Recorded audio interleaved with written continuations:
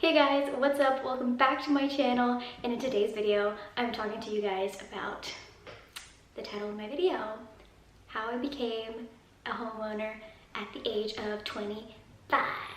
And yes, I have boxes behind me that I'm trying to conveniently hide behind this chair, but as you can see, it is not working. But that is what I live in, a constant state of chaos right now in my house, but in a constant state of chaos because who would have thought that going from a one-bedroom loft into a three-bedroom house was going to be so chaotic? But it is, especially when I'm trying to upgrade to adult furniture and adult things. And so I'm currently sleeping on an air mattress on the floor. Not fun, but part of being a homeowner. If you guys want to see more homeowner content, I'm also going to be filming where I used to live. I thought it was just an amazing location to live in. While you're young, you're in the city, it's in the middle of everything, and it was amazing. And I'm also going to tell you how my experience was living there and now how my experience is living here. So please subscribe to my channel, like this video, share it with somebody else you know, and hit that bell notification so you get notified every time I post a new video.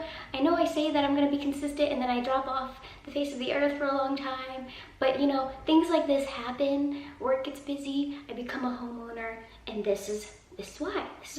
Like, I want to share this with you, and so I'm back and I'm ready to share. So to give you some background on how I got here, so I always had a goal of only renting for a couple of years. So even more background, I lived in my family home until 2 years ago. I never moved out for college. I commuted to college. I even commuted to my first job. And then I finally moved out 2 years ago during like COVID and stuff like that, the height of it. And it's almost 2 years and now I have a house.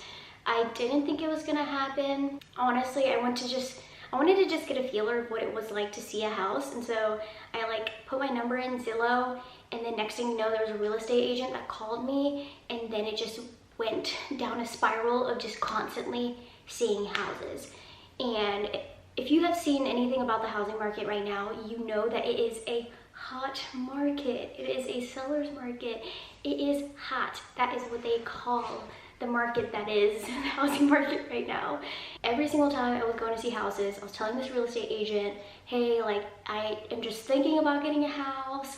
I'm not actually gonna get it anytime soon.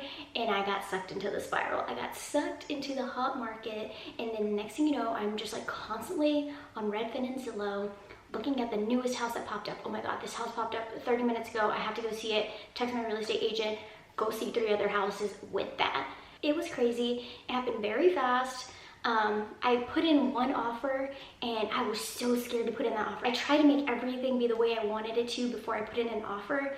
Little did I know that in a hot market, and in most markets, you put in a lot of different offers. So this was not my first offer. The house that I'm living in was not my first offer. It was actually my third, almost fourth, but my third. And I got lucky in that it was my third, and also I was being very picky with the houses that I wanted to put an offer on. So that's what happened. I got sucked into the spiral, and I started seeing the houses, and I started putting in offers, and next thing you know, one stuck, and it was this house, and now I'm a homeowner. I still have my apartment. That's why I'm filming an apartment tour soon, because breaking my lease meant that I had to like still stay in my apartment or pay for my apartment for 2 months. So the moving process has been very slow, but also very fast. Like, I closed on my house and somehow it is 3 weeks later. I don't know what happened in the 3 weeks. I had to travel for work 1 week, I had to travel for a family event 1 week, and then 1 week I was just putting up random stuff in this house. I'm not gonna do a house tour in this video because everything is a literal mess, but you will see it. You will see the house, you'll see bits of the room as I create them, as I decorate them, and I'm just gonna walk you through some of the things I've done so far in this house, and I will put in some clips that I tried to film on my phone during all the chaos of being a homeowner and getting these things done. It is so chaotic. I think I've said chaotic. Take a shot every time I say chaotic in this video, because that's how I feel right now. I feel like a chaotic, crazy person, but I'm a homeowner, so I'm a chaotic, crazy homeowner. To tell you about my house, it is a 1950s bungalow in Atlanta, in the city of Atlanta, and I moved to the west side of Atlanta. The west side, if you're not familiar with the city, is where things are up and coming. It's where the Beltline is being expanded to, breweries are starting to come. Microsoft is scheduled to build a huge campus on the west side of Atlanta. There's a quarry park, the biggest park in Georgia or something like that, was made on the west side of Atlanta. And to be honest, I looked on the east side because that's what I'm comfortable with, and I was maxed out. Everything there has already gentrified and the prices are just astronomical. On the west side, I am in an area that is very, very, very, very, very, very, very, very, very, very at the beginning of the up and coming parts. So I have to drive through some parts that are not the safest to get to my house, but I'm going to be in an up and coming area, and I can already see little bits of how it's gentrifying. And I know people have mixed feelings about gentrification, but if you are trying to invest in real estate, that is something that you're looking for. So yeah, I got a 1950s bungalow in the west side of Atlanta. This is my first home. I want to call it my first home, but also my first real estate or my first property, because I hope that this is like my little guinea pig, and I can like expand my portfolio later on. That is the ultimate goal. But also with this house, you can kind of see in the background that the finishings are very new. So to backtrack on this, my house is the 1950s. So basically everything but the foundation has been broken down, gutted, and renovated. So everything that I'm living on, the floors, the roof, the doors, the appliances, everything is brand new. They gutted it. They changed the floor plan of the house. I think they extended it a little bit. When the investors bought it, a lot of investors are buying these properties for like $10,000, literally. Even though my house is in 1950s, really the only thing that's 1950s is the foundation, and everything outside, you can tell, is very old. But everything that I live in is new. This house is so new that one of the first things I had to do was put in blinds. And I hadn't decided whether I wanted curtains, blinds, or like those panels that just like zoom straight down. So I put in temporary, like these sticky blinds that are temporary. You just like take off the tape at the top, stick them to the top of your window, and then they pull down just like a panel, and you just like fold them back up whenever you need to open them. And that is what I am surrounded by right now. I still haven't decided what kind of finishings I want here. Another thing about a new build is that nowadays they don't build out the closets because closets are expensive, and then usually like the owners of a house want specific closets. They may build it at IKEA. Cue did some clips about how I went to the Container Store. I bought an Alpha system, and we are still putting up the Alpha system. My closet has thankfully been done, and that was the biggest one. That was the one that was custom made. I put in drawers and like random shelves the way I wanted it to, and I'm gonna customize it, I think, a little bit more now that I have stuff in there. But like this closet, there's literally nothing in there. It's just like an open door. So I had to get a rod for it with the shelf. That hasn't been installed. So like for my other rooms, all of those have still like nothing in the closet. So you have to build out the closet. It's another thing about having a new house.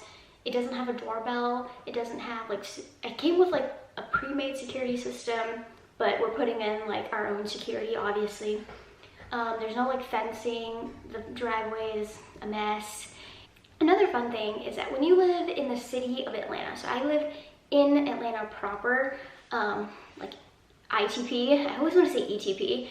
I am from Atlanta, and I'm so excited to say that. But going back to my point, Atlanta is called the city in the forest. So if you notice, when you're in the city, minus like the downtown bits where it's like corporate buildings and stuff like that, everything else is like covered with trees.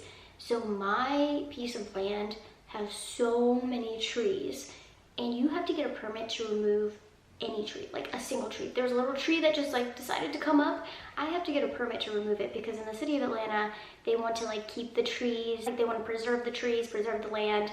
So you have to get a permit to remove any trees, and more often than not, if it's not decaying or dying, they're not gonna let you get rid of this tree. So I have a lot of trees. I'm currently looking at piles and piles of leaves. So things like that, I have to like get a leaf blower. I had all new appliances, but I did have to buy a laundry system.